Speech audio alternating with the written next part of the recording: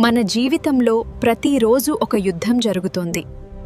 శరీరం vs ఆత్మ. శరీరం యొక్క కార్యాలు మనల్ని బంధిస్తాయి. మనసులో యుద్ధం. ఏది గెలుస్తుంది? కానీ దేవుని ఆత్మలో ఒక విజయం ఉంది. వాక్యానుసారం జీవించండి, ప్రార్థనలో నిలబడండి. ఆత్మలో నడిచినప్పుడు బంధనం విరిగిపోతుంది. అప్పుడు మీ జీవితం ఆత్మ విజయంలో నడుస్తుంది. ఎంపిక మీది. శరీరం లేదా ఆత్మ.